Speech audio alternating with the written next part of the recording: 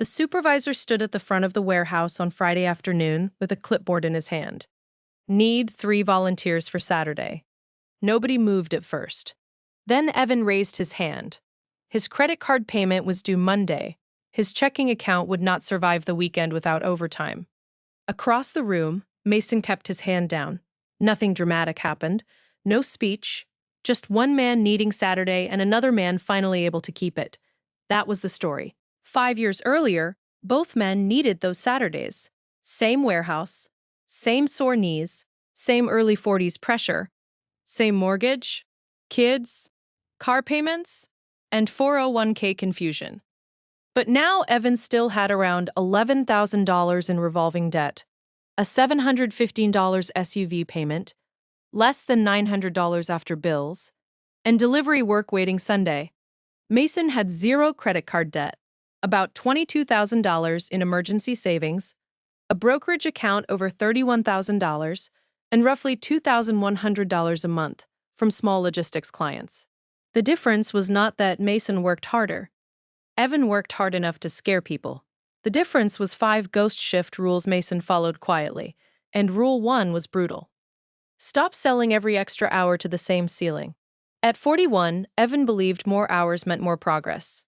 So he said yes to everything: Saturday overtime, holiday shifts, Sunday delivery apps, last-minute warehouse coverage when someone called out. And in the first year, Evan actually made more extra money than Mason.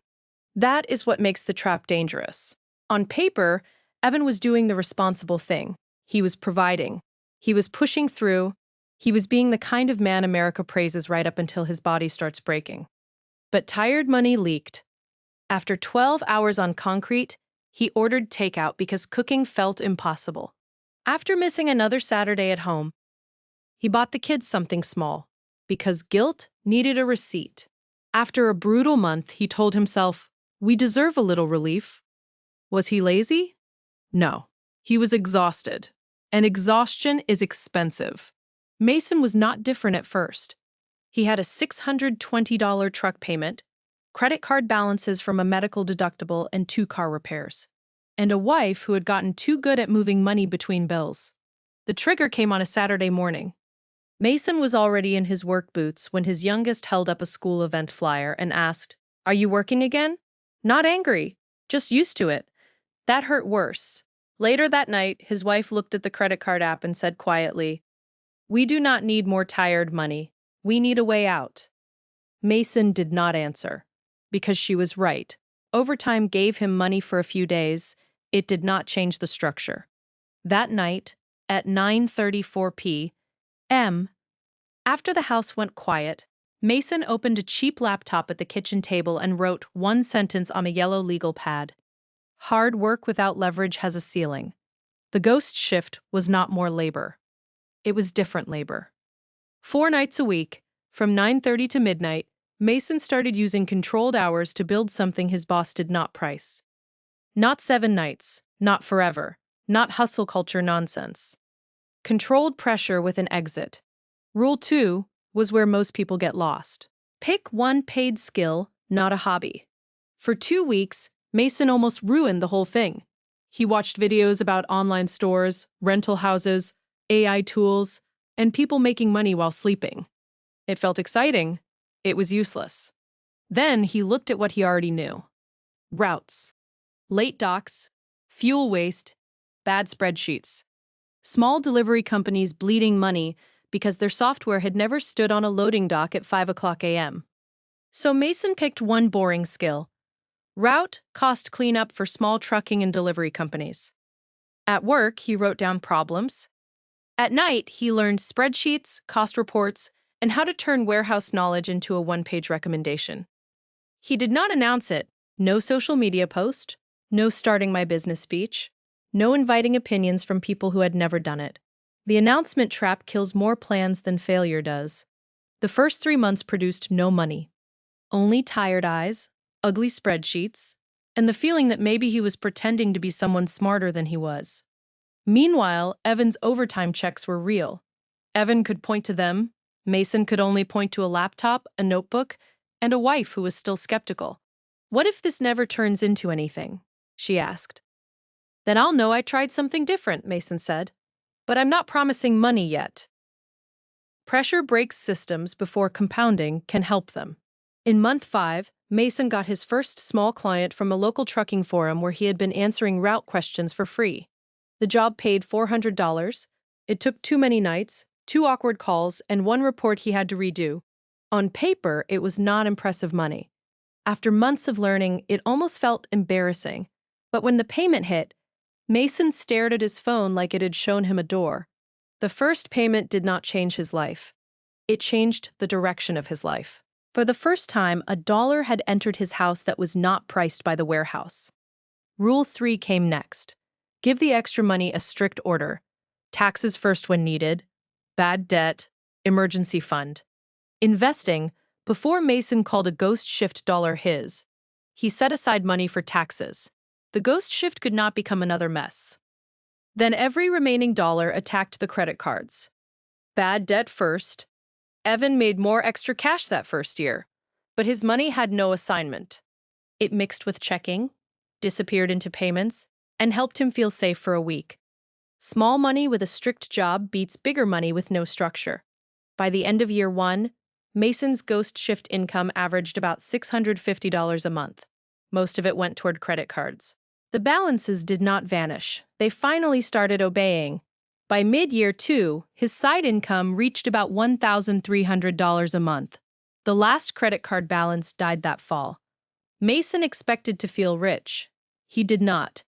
He felt quiet, because the next rule was harder than paying debt. Rule 4, do not spend the first wins on things that look wealthy. The temptation came in a dealership parking lot. Mason's truck was old. The driver's seat had a tear on the side. The salesman showed him a newer model with a payment that looked manageable now that the credit cards were gone. For 10 minutes, Mason could feel the reward. He could picture pulling into the warehouse lot and not looking behind. He had earned this. That sentence is dangerous. Across town, Evan had already said it. After a long overtime stretch, he upgraded to the $715 SUV because his family deserved something reliable. And they did. But the payment did not care about the reason. It claimed the next month, and the Saturday after that. Mason opened the ghost shift account in the dealership parking lot. The money was there. That was the test. He drove home in the old truck. The money already had a job before his lifestyle could touch it. Year 2 and most of year 3 went into the emergency fund. Not all at once, not magically, slowly. $700. $1,100. Some months less, because life still happened. By late year 3, Mason had almost 6 months of essential expenses sitting in a separate high-yield savings account. It looked boring. It was the first wall between his family and panic. When the water heater failed, he paid cash. When the warehouse cut overtime for 3 weeks, he did not reach for a credit card. Evan had the same kind of emergencies.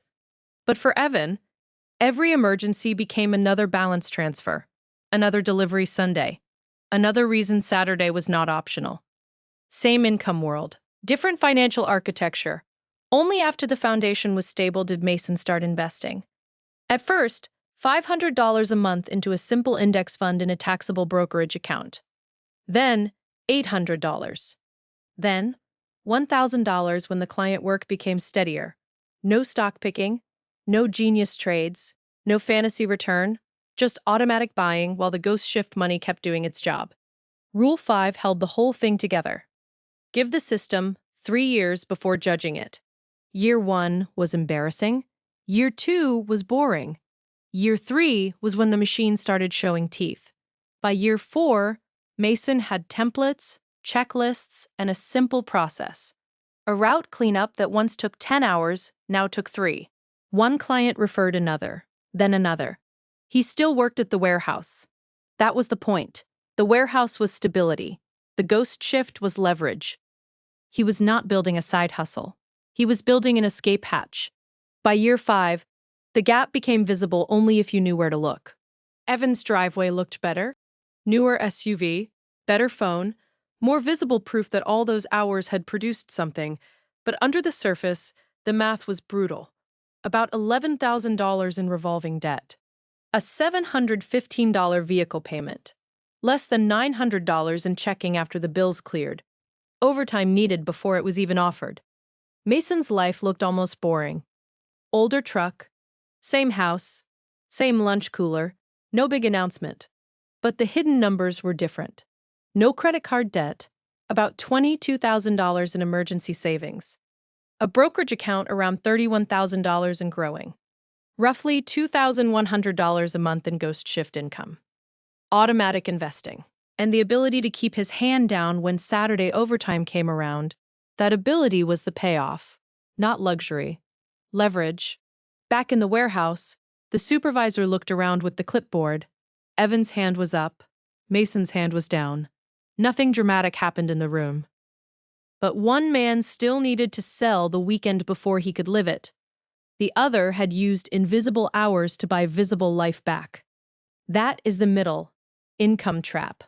It is not that you make no money. It is that every dollar already belongs to someone else before you get a vote. And the ghost shift is not magic. It is 5 rules repeated long enough to matter.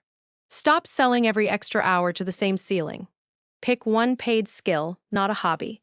Give the money a strict order. Taxes, bad debt, emergency fund, investing. Do not spend the first wins on things that look wealthy. Give the system 3 years before judging it. Evan kept selling tired hours. Mason turned controlled hours into an escape machine. The ghost shift did not make him rich fast. It made him harder to trap. The goal was never to work nights forever.